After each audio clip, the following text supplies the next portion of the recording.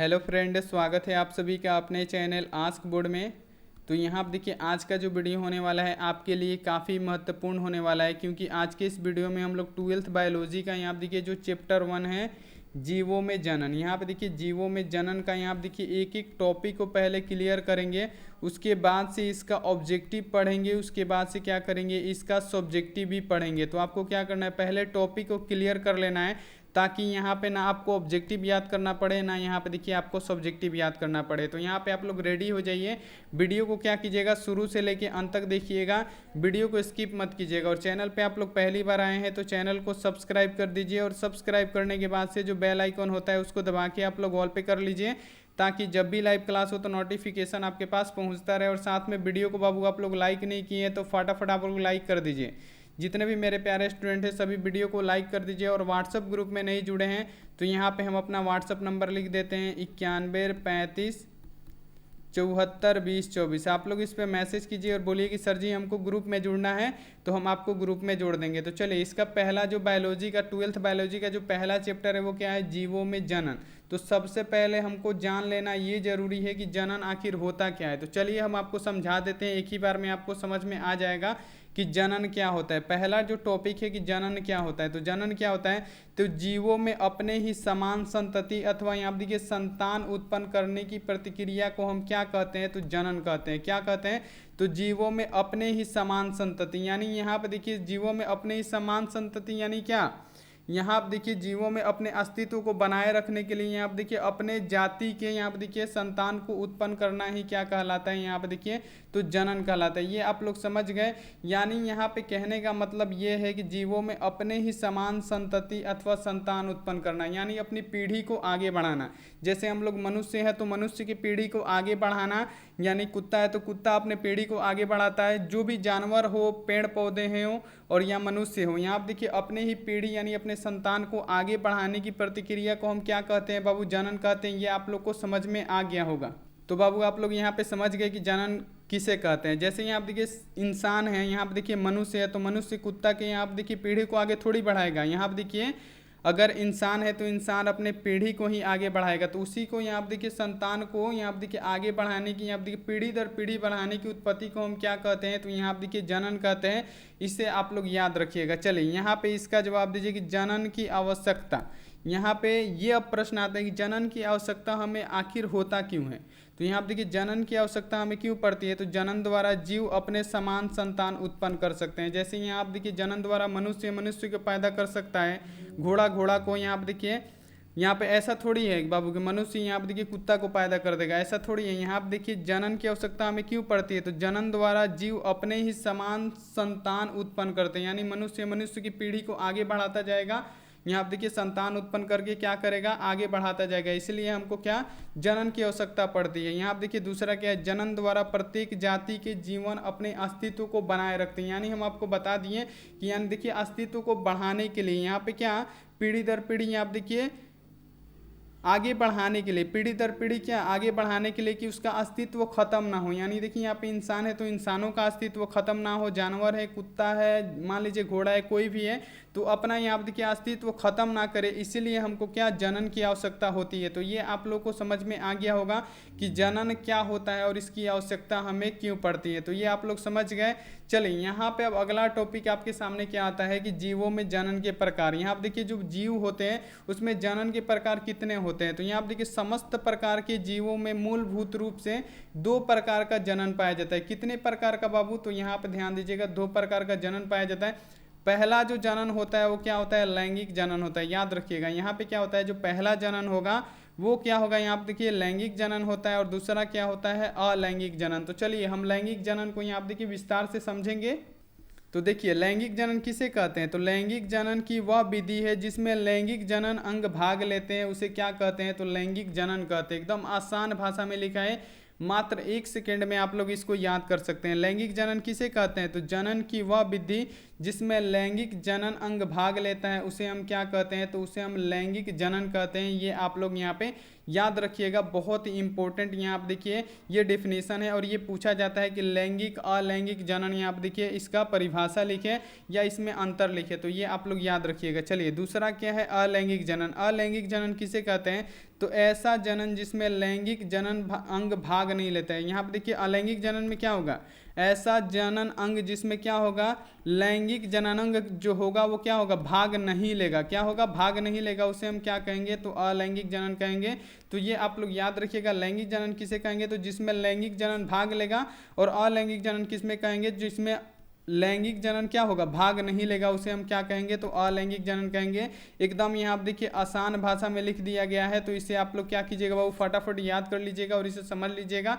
इससे बहुत सारा प्रश्न यहाँ आप देखिए आपके फाइनल बोर्ड परीक्षा में आते हैं। तो पहला चैप्टर था जीवों में जनन, तो हम आपको बता दिए कि जनन क्या होता है, जनन की आवश्यकता हमें क्यों होती है, और जनन के कितने प्रकार है, तो ये हम आपको बता दिए। तो चलिए इसका ऑब्जेक्टिव एक एक करके हम यहाँ पे पढ़ लेते हैं। ये बहुत ही आप देखिए महत्वपूर्ण होने वाला है। चैप्टर 1 का ऑब्जेक्टिव है और सभी महत्वपूर्ण ऑब्जेक्टिव प्रश्न इसी में है, तो आप लोग एक एक प्रश्नों को याद करते चलिएगा। चलिए पहला नंबर प्रश्न क्या है कि आम के फल में खाए जाने वाला भाग कौन सा होता है। आम का सीजन भी आ गया बाबू, यहाँ आप देखिए आम के फल में हम कौन सा भाग खाते हैं, बाह्य फल भित्ति तो छिलका होगा, ये तो खाते नहीं है। अंतः फल भित्ति यानी क्या, यानी देखिए यहाँ पे आठी हो गया, ये भी तो खाते नहीं है। मध्य फल भित्ति यानी आम का गुद्दा खाते हैं हम लोग, तो यहाँ पे क्या होगा, बी ऑप्शन इसका राइट आंसर होगा। इनमें से कोई नहीं तो होगा ही नहीं, तो यहाँ पे जो भी बच्चे बी ऑप्शन इसका जवाब देंगे इसका क्या हो जाएगा, राइट आंसर हो जाएगा। और यहाँ पे देखिए इसका पीडीएफ डाउनलोड करना है तो आप लोग लास्ट तक बने रहिएगा, हम जरूर बताएंगे कि इसका पीडीएफ आप लोग कहाँ से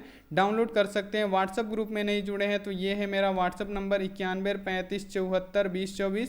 आप इस पे मैसेज कीजिए और बोलिए कि सर जी हमको ग्रुप में जुड़ना है, तो हम आपको ग्रुप में जोड़ देंगे। और ये क्लास सुबह में 6 बजे चलेगा बाबू, यहाँ आप देखिए 6 AM में चलेगा, तो आप लोग 6 बजे जुड़ के ये क्लास जरूर कीजिएगा। चलिए यहाँ पे इसका जवाब दीजिए। दूसरा नंबर प्रश्न क्या है कि समसूत्री विभाजन होता है, तो समसूत्री विभाजन किस में पाया जाता है, ये बहुत ही इंपॉर्टेंट प्रश्न है।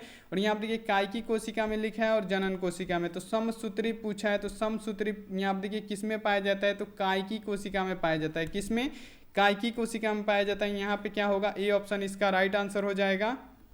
चलिए आगे बढ़ते हैं अब अगले नंबर प्रश्न पे। अगला प्रश्न क्या है, यहाँ आप देखिए 3 नंबर प्रश्न क्या है कि बिना निषेचन के फल बनने की प्रतिक्रिया को हम क्या कहते हैं। यहाँ पे देखिए क्या लिखा है, बिना निषेचन के, यानी जिसमें निषेचन नहीं होता है और फल भी बन जाता है। यहाँ पे क्या होता है, बिना निषेचन के फल बनने की जो प्रतिक्रिया होती है उसे हम लोग क्या कहते हैं, तो यहाँ आप देखिए उसे कहते हैं पार्थेनोकॉर्पिक। क्या कहते हैं बाबू, पार्थेनोकॉर्पिक कहते हैं।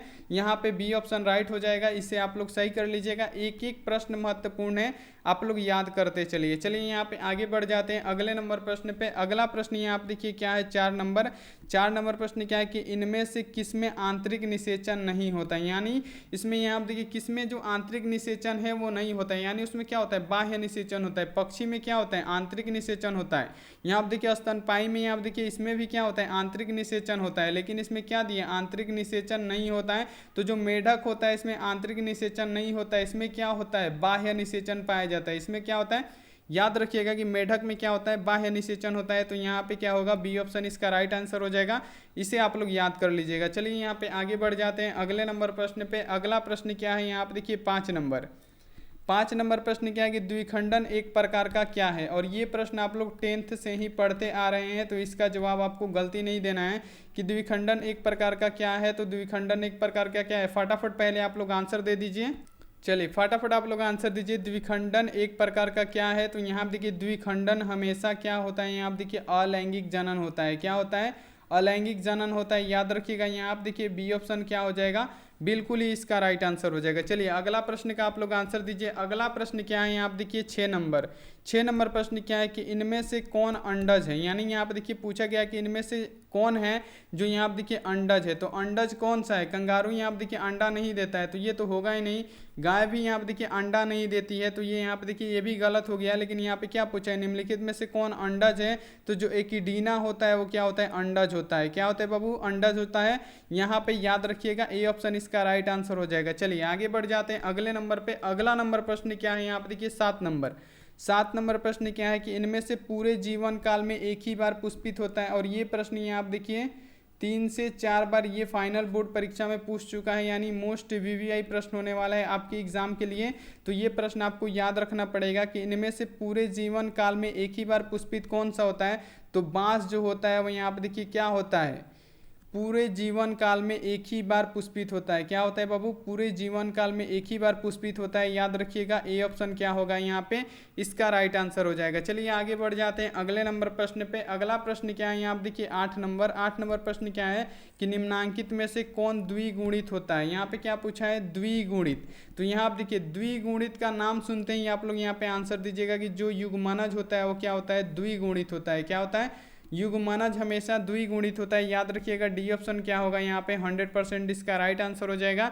इसे आप लोग याद कर लीजिएगा। चलिए यहाँ पे आगे बढ़ जाते हैं अगले नंबर प्रश्न पे। अगला प्रश्न क्या है, यहाँ आप देखिए 9 नंबर प्रश्न क्या है कि किस फल का बीज चोल खाया जाता है। यानी आप देखिए बीज चोल का मतलब क्या, मान लीजिए ये बीज है, उसके ऊपर यहाँ आप देखिए गुदा लगा होता है। तो यहाँ पे आपको बताना है कि किस फल का बीज चोल खाया जाता है, यानी बीज का कपड़ा बोल लीजिए उसको, किस फल का बीज चोल खाया जाता है। तो चलिए फटाफट आप लोग आंसर दीजिए। तो इसका यहाँ आप देखिए शरीफा का भी हम लोग क्या करते हैं, बीज चोल खाते हैं। शरीफा आप लोग खाए भी होंगे। तो बीज के ऊपर उसके यहाँ आप देखिए फल, यानी जो उसका होता है फल लगा होता है, बीज के ऊपर रहता है, उसी को हम लोग क्या करते हैं, नोच के खाते हैं। तो यहाँ आप देखिए किस फल का बीज चोल खाया जाता है, तो शरीफा का तो हम खाते ही हैं। लीची का भी क्या करते हैं, लीची का मान लीजिए ये बिया है, उसके ऊपर इसका बीज चोल लगा होता है। तो यहाँ आप देखिए क्या करते हैं, लीची का भी हम लोग क्या करते हैं, बीज चोल खाते हैं।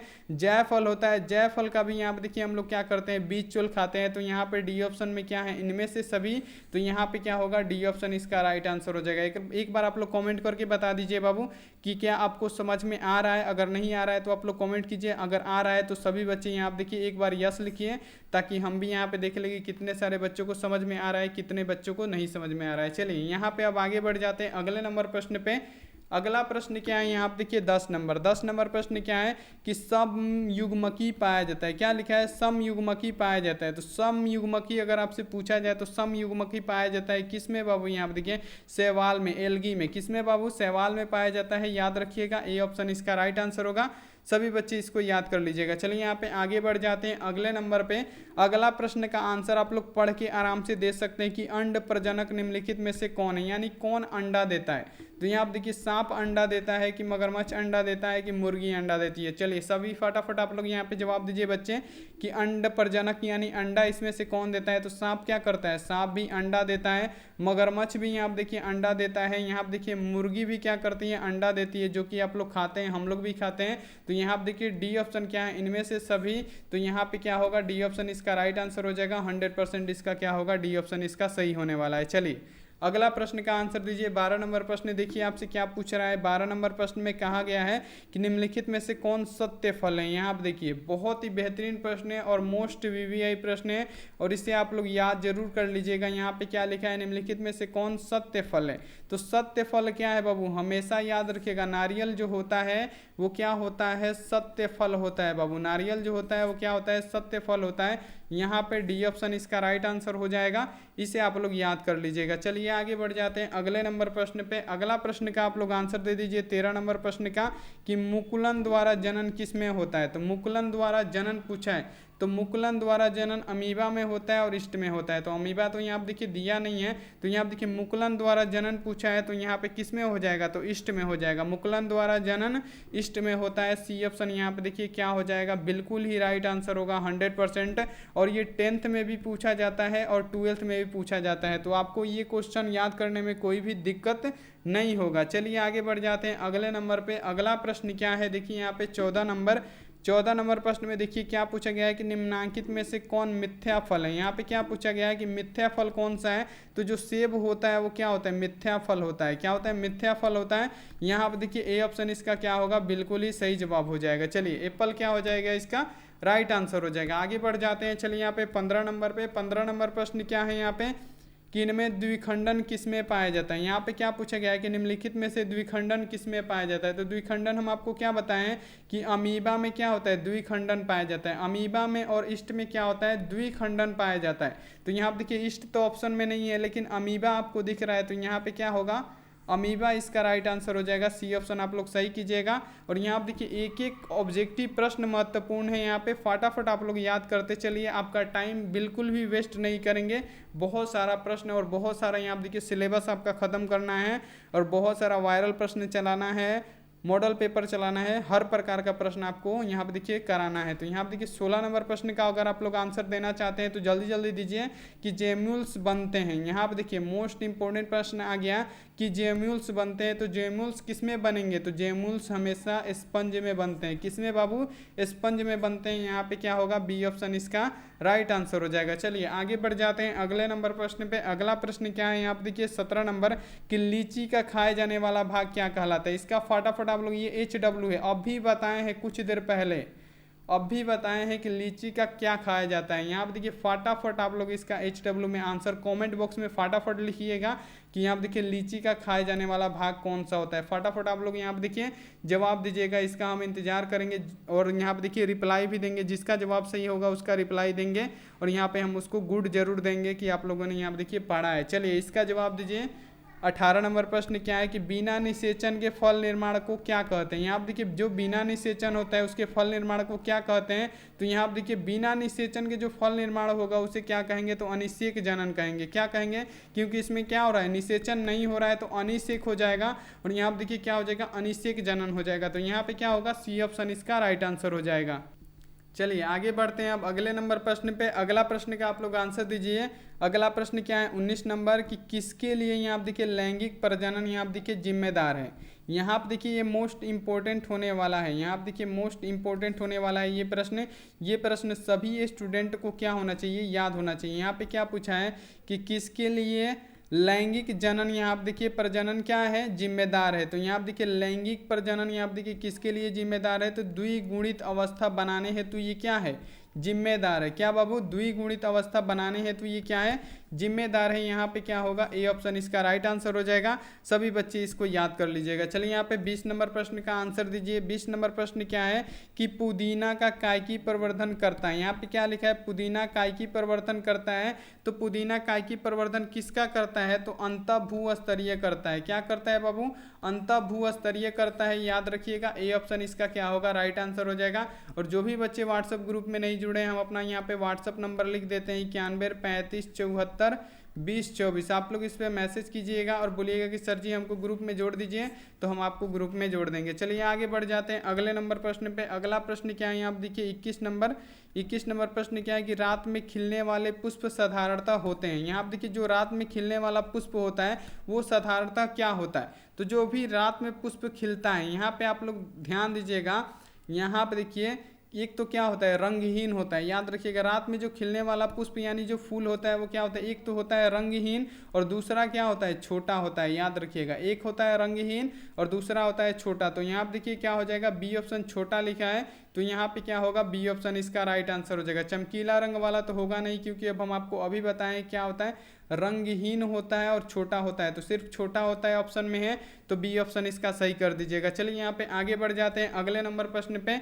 अगला प्रश्न क्या है, ये 10th लेवल का क्वेश्चन है लेकिन 12th में भी पूछा जाता है। तो यहाँ पे आप लोग ध्यान दीजिए कि उभयलिंगी प्राणी है। तो उभयलिंगी प्राणी क्या है, मुर्गी तो है नहीं, सांप तो है नहीं, दोनों तो होगा नहीं, लेकिन केंचुआ जो यहाँ पे देखिए क्या हो जाएगा, जिसको हम चेरा बोलते हैं, यहाँ पे क्या हो जाएगा, उभयलिंगी प्राणी क्या हो जाएगा, केंचुआ हो जाएगा। डी ऑप्शन क्या होगा, राइट आंसर हो जाएगा। चलिए आगे बढ़ जाते हैं यहाँ पे 23 नंबर प्रश्न पे। 23 नंबर प्रश्न क्या है कि निम्न में से कौन द्विगुणित संरचना है।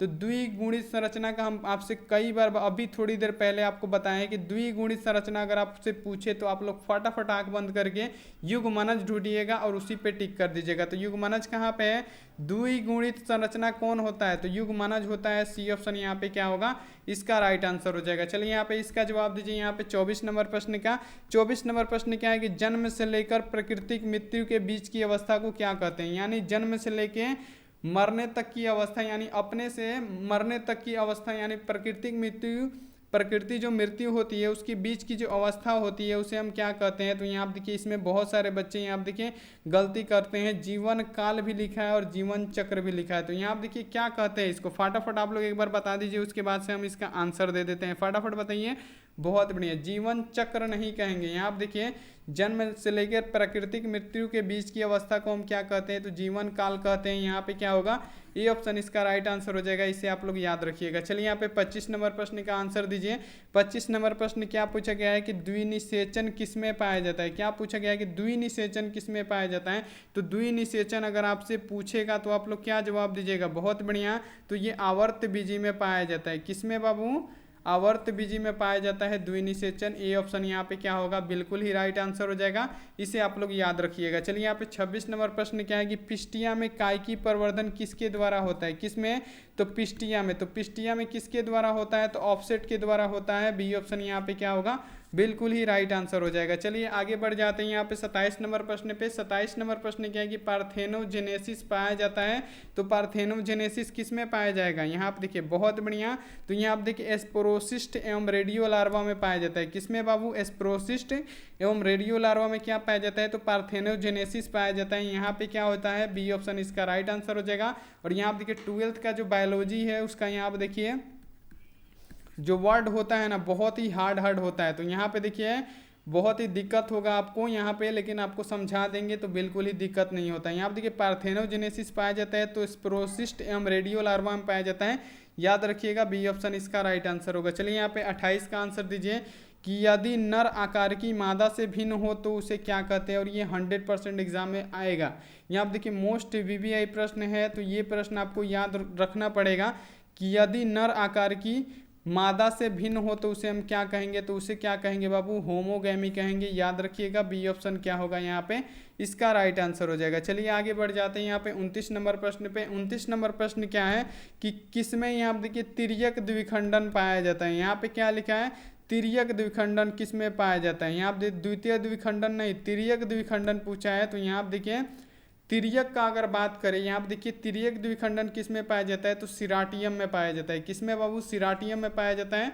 याद रखिएगा यहाँ पे क्या होगा, बिल्कुल ही राइट आंसर क्या हो जाएगा, सिराटियम। यहाँ पे डी ऑप्शन इसका राइट आंसर हो जाएगा। चलिए यहाँ पे 30 नंबर प्रश्न का आंसर दीजिए। 30 नंबर प्रश्न क्या है कि प्राणियों में यौना अवस्था के बाद कौन सी अवस्था आती है। यहाँ पे देखिए मोस्ट इंपोर्टेंट प्रश्न है, और देखते हैं कौन सा बच्चा यहाँ पे इंटेलिजेंट है जो इसका जवाब दे देता है फटाफट। यहाँ पे कि प्राणियों में यौना अवस्था के बाद से कौन सा अवस्था आता है। तो यौना अवस्था के बाद से यहाँ पे देखिए प्रजनन अवस्था आता है। यौना अवस्था के बाद प्रजनन अवस्था आता है। यहाँ पे क्या होगा, बी ऑप्शन इसका राइट आंसर हो जाएगा। और जो भी HW प्रश्न आपको दिए थे, यहाँ आप देखिए कि लीची का क्या खाया जाता है, यही HW प्रश्न था कि लीची का क्या खाते हैं यहाँ पे। तो आप लोग यहाँ पे देखिए फटाफट इसका कमेंट बॉक्स में, लाइव चैट में नहीं, कमेंट बॉक्स में इसका फटाफट आप लोग आंसर दे दीजिए। चलिए यहाँ पे देखिए अब हम आपको ये बताएंगे है कि आप लोग यहाँ पे देखिए PDF कहाँ से डाउनलोड कर सकते हैं, ऑनलाइन टेस्ट कहाँ से दे सकते हैं, ये सभी चीज़ें हम आपको बताएंगे। उससे पहले अगर आप लोग वीडियो को लाइक नहीं किए हैं तो फटाफट वीडियो को लाइक कर दीजिएगा।